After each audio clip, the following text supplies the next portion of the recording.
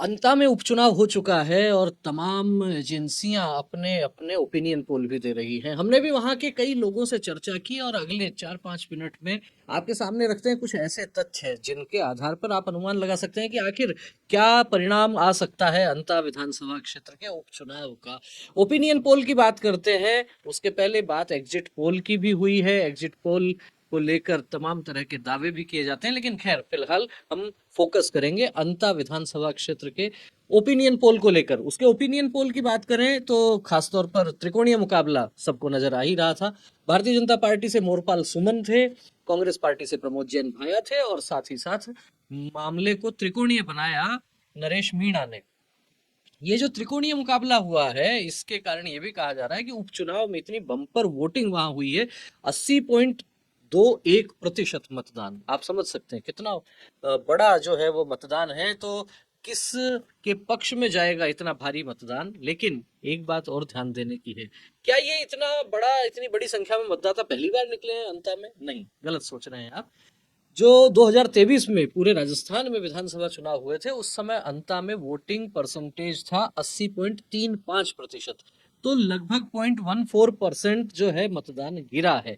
जो लोग 80% से ऊपर का मतदान देखकर खुश हो रहे हैं उनके लिए ये आंकड़ा समझना बहुत जरूरी है कि 80.35% मतदान रहा 2023 में। थोड़ा सा कम हुआ है लेकिन फिर भी उपचुनाव में सामान्यतः मतदाता इतना ज्यादा बाहर नहीं निकलता। उसको लगता है कि मेरे एक वोट से न सरकार बनने वाली है न बिगड़ने वाली है, क्योंकि सरकार जो है वो पूर्ण बहुमत के साथ राजस्थान में भारतीय जनता पार्टी की भजन लाल शर्मा के नेतृत्व में चल ही रही है। तो भाजपा ये सीट जीते या हारे कोई खास फर्क नहीं पड़ने वाला था, लेकिन त्रिकोणीय मुकाबला हो गया, उसके बावजूद इतना बड़ा मतदान प्रतिशत और कई जगह पर तो मतदान के बहिष्कार की भी बातें सामने आई थी। खैर, इस बार कौन बाजी मारेगा इस पर बात करें उसके पहले पिछले 2-3 चुनावों में क्या ट्रेंड रहा है वहां पर इसको देखेंगे तो ध्यान में आएगा। 2008 से लगातार कांग्रेस पार्टी से प्रमोद जैन भाया चुनाव लड़ रहे हैं। भारतीय जनता पार्टी ने बार बार वहां प्रत्याशी बदले हैं, स्थानीय प्रत्याशियों की भी मांग वहां उठती आई है,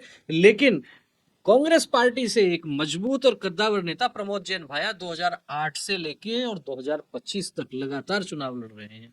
2008 में उनका मुकाबला था भारतीय जनता पार्टी के पूर्व प्रदेश अध्यक्ष रघुवीर सिंह कौशल से और बुरी तरह पटकनी दी प्रमोद जैन भाया ने। उस चुनाव में 2008 के चुनाव में प्रमोद जैन भाया को वोट मिले थे 56,519। वहीं रघुवीर सिंह कौशल केवल 26,851 वोट प्राप्त कर पाए। 29,668 वोटों से वो चुनाव हार गए थे। ये वो दौर था जब वसुंधरा राजे की प्रदेश में धमक थी और ललित किशोर चतुर्वेदी, जसवंत सिंह, रामदास अग्रवाल, महावीर प्रसाद जैन, रघुवीर सिंह कौशल, तमाम बड़े नेता जो है वो असंतुष्ट नेताओं की श्रेणी में उस समय आते थे। बहुत तनाव का माहौल था पार्टी के भीतर। ऐसे में रघुवीर सिंह कौशल की अंता से करारी हार अपने आप में कई संदेश देने वाली थी। इसके बाद 2013 में 5 वर्ष बाद में फिर वही प्रमोद जैन भाया सामने थे और भारतीय जनता पार्टी ने टिकट बदला और टिकट दिया वहां से प्रभुलाल सैनी को। प्रभुलाल सैनी उस दौर में वसुंधरा राजे के खासे निकट माने जाते थे, उनकी गुड बुक में थे और चुनाव जीता भी प्रभुलाल सैनी ने 2013 में। 2013 से 18 भारतीय जनता पार्टी की सरकार रही। दर्शकों को याद होगा बम्पर सीटें भाजपा ने जीती थी, लगभग 150 से ज्यादा सीटें भाजपा ने जीती थी उस समय। ऐसे में प्रभुलाल सैनी को वोट मिले थे 69,960 और प्रमोद जैन भाया रह गए थे 66,561 वोटों पर। तो 3,399 वोटों से हार झेलनी पड़ी थी प्रमोद जैन भाया को। निकट का मामला था, कोई बहुत बड़ी हार नहीं थी, केवल 3,399। 3400 वोटों की बात करें, 1700 वोट इधर के उधर हो जाते तो परिणाम बदल सकता था। लेकिन 5 वर्ष बाद 2018 में फिर कांग्रेस से वही प्रमोद जैन भाया आते हैं और सामने होते हैं प्रभुलाल सैनी। प्रभुलाल सैनी को करारी शिकस्त मिलती है। 2018 के चुनाव में प्रमोद जैन भाया को बम्पर वोट मिलते हैं 97,160। प्रभुलाल सैनी सिमट जाते हैं 63,097 वोटों पर और 34,063 वोटों की हार ये प्रभुलाल सैनी को झेलनी पड़ती है और वहीं से कहीं ना कहीं ये समझा जा सकता है कि प्रभुलाल सैनी वहां कमजोर होते जाते हैं। 2023 के चुनाव की बात करें, भारतीय जनता पार्टी ने कंवरलाल मीणा पर दांव खेला। सामान्य सीट थी लेकिन अनुसूचित जनजाति के व्यक्ति को वहां से टिकट दिया गया। कंवरलाल मीणा भी वसुंधरा राजे के काफी निकट बताए जाते थे, उनको टिकट मिला। सामने कांग्रेस पार्टी से वही प्रमोद जैन भाया। लगातार आप देखिए 8 से लेके और 25 2023 तक लगातार चुनाव लड़ रहे थे। प्रमोद जैन भाया को वोट मिले 81,529 और कंवरलाल मीणा को वोट मिले 87,390। 5,861 वोटों से कंवरलाल मीणा चुनाव जीत जाते हैं। लेकिन एक पुराने मामले में फैसला आने के बाद उनकी विधायकी खत्म होती है और 2025 में उपचुनाव होता है।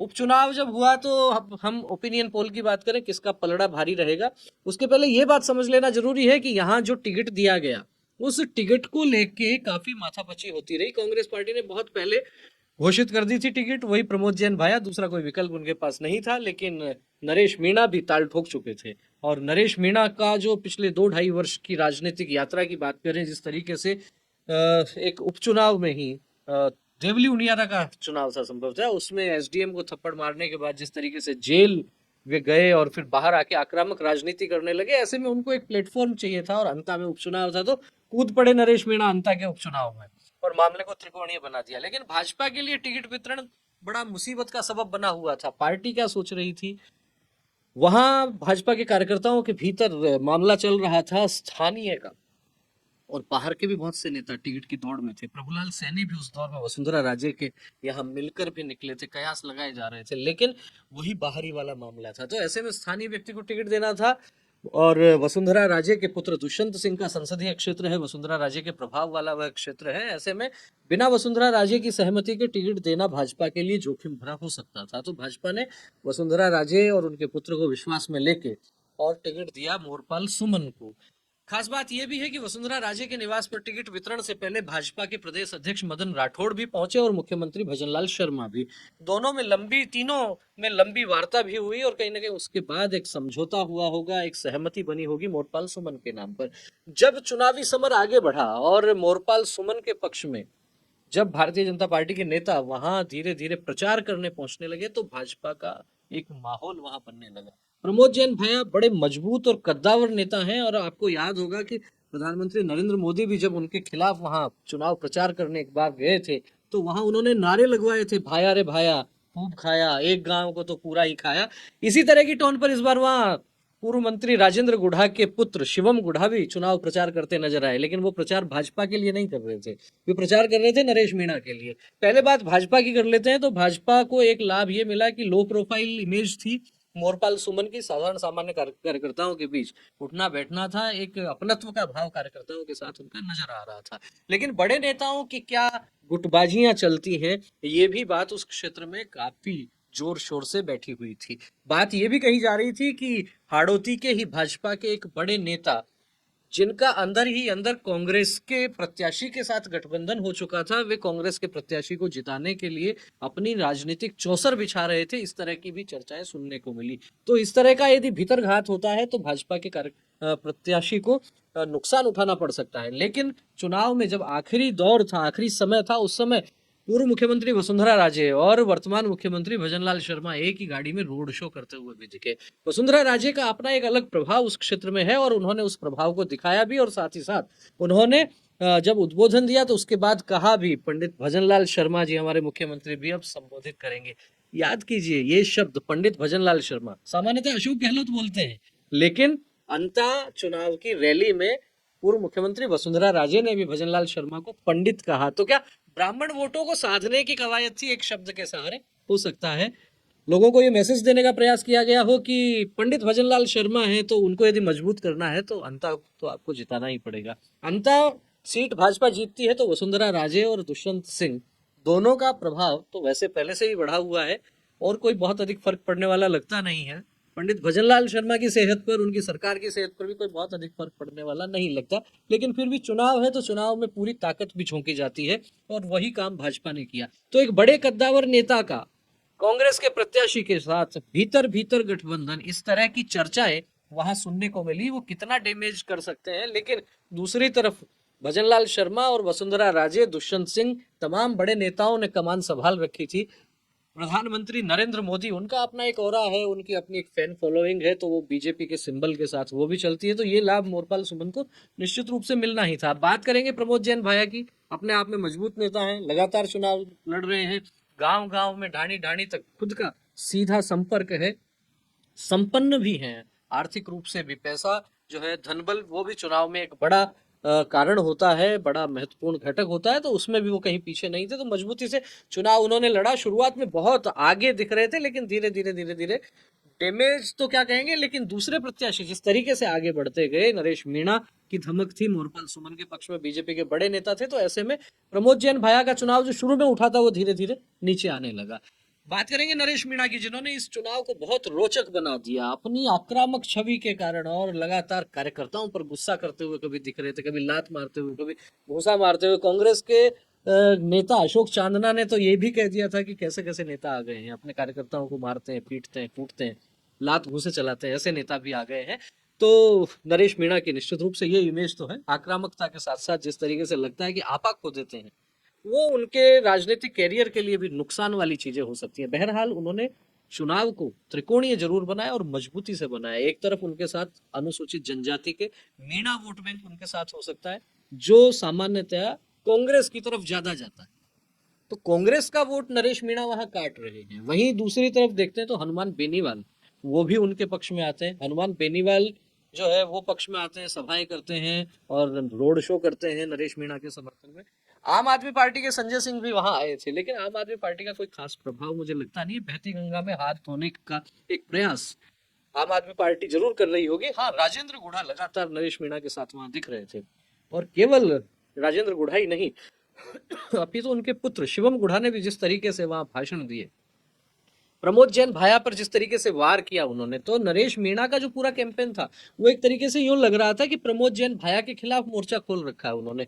खुद नरेश मीणा के भी जो बीच बीच में वीडियो आए, बयान आए, वो सीधे सीधे प्रमोद जैन भाया के खिलाफ आए, मोरपाल सुमन के खिलाफ इतना बोलते हुए नहीं दिखे नरेश मीणा। ये एक बहुत महत्वपूर्ण बात है। इस बात से समझा जा सकता है कि जो लड़ाई एक तरीके से नरेश मीणा ने प्रमोद जैन भाया वर्सेस नरेश मीणा बना दी थी, उसमें मोरपाल सुमन ये बाजी मार सकते हैं। ये एक बड़ी बात है, क्योंकि नरेश मीणा जो डैमेज कर रहे थे वो लगातार डैमेज कर रहे थे प्रमोद जैन भाया को। तो जो लड़ाई है प्रमोद जैन भाया की और नरेश मीणा की, उस बीच में से मोरपाल सुमन ये कमल खिला सकते हैं भाजपा का। हमारा जो ओपिनियन पोल है उसका लब बोलू आप, हम कह सकते हैं कि जो हमारे सोर्सेज हैं, जो स्रोत हैं, जो हमारी चर्चाएं हुई है लोगों से, उसके आधार पर यह लगता है कि मामला नजदीकी भले हो सकता है, लेकिन सबसे आगे भाजपा के मोरपाल सुमन जीतते हुए नजर आ रहे हैं। और बाकी दोनों जो कांग्रेस के प्रत्याशी हैं, निर्दलीय प्रत्याशी हैं, उनमें मुकाबला कड़ा हो सकता है। दूसरे और तीसरे नंबर पर आखिर कौन रहेगा। लेकिन नरेश मीणा जिस तरीके से कीचड़ में बैठ गए धरना देने के लिए, एक गांव के लोगों ने वोटिंग का बहिष्कार किया, उनके बीच में पहुंचे, आक्रामकता से अपनी बातें कही, प्रमोद जैन भाया के खिलाफ वीडियो रिलीज किया और सीधे सीधे धमकी तक दे दी थी कि तुम्हारी आने वाली पीढ़ियां वो चुनाव लड़ने लायक नहीं रहेंगी, ध्यान रखना, मेरे से ठीक प्रकार से पेश आना। बहुत सारी बातें ये इस तरीके की रही। नरेश मीणा के पुत्र को भी एक दो रैलियों में भाषण देते हुए देखा गया, सुना गया। उन्होंने कहा कि बिजली पानी के काम तो मेरे पापा के नाम से ही हो जाएंगे, कहने पर ही हो जाएंगे। तो नई पीढ़ी जो है एक तरीके से, यूं तो नरेश मीणा भी युवा ही है अभी, लेकिन फिर भी राजेंद्र गुढ़ा के पुत्र, नरेश मीणा के पुत्र, ये भी चुनावी समर में प्रचार करते हुए नजर आए। बड़ा जोरदार रोचक चुनाव हुआ। तो हमारा opinion poll, the Vivek views का ओपिनियन पोल कहता है कि अंता के उपचुनाव में सबसे आगे भारतीय जनता पार्टी के मोरपाल सुमन नजर आ रहे हैं। दूसरे नंबर, तीसरे नंबर के लिए प्रमोद जैन भाया और नरेश मीणा में कड़ा मुकाबला नजर आ रहा है। आप लोगों का क्या कहना है इस राजनीतिक विश्लेषण पर, इस ओपिनियन पोल पर? क्या लगता है आपको कौन जीतने वाला है? कितने वोट मिलेंगे नरेश मीणा को? नरेश मीणा के साथ हनुमान बेनीवाल और राजेंद्र गुढ़ा के आने से क्या प्रदेश में एक नए तीसरे मोर्चे की सुगबुगाहट शुरू हो गई है? क्या ये अंता में जिस तरीके से पैक्ट हुआ है, क्या ये आने वाले 1.5-2 साल में पूरे राजस्थान में अपना जाल बिछा सकते हैं? क्या जातिगत आधार पर मीणा, जाट और एक तबका राजपूत समाज का, इसको प्रभावित कर सकते हैं ये तीनों नेता? ये कितने प्रभावी हैं अपने अपने समाज में, अपने अपनी फैन फॉलोइंग लेकर चलते हैं, कितनी सीटों को ये प्रभावित करेंगे, आने वाला समय बताएगा। बहरहाल क्या कहना है आपका, कमेंट करके अवश्य अवगत करवाएं। वीडियो अच्छा लगा हो तो इसे लाइक करें, अधिक से अधिक लोगों तक शेयर करें। फिर मिलेंगे एक और नए विषय के साथ, एक और नए वीडियो के साथ। तब तक आप बने रहिए द विवेक व्यूज के साथ। बहुत बहुत धन्यवाद।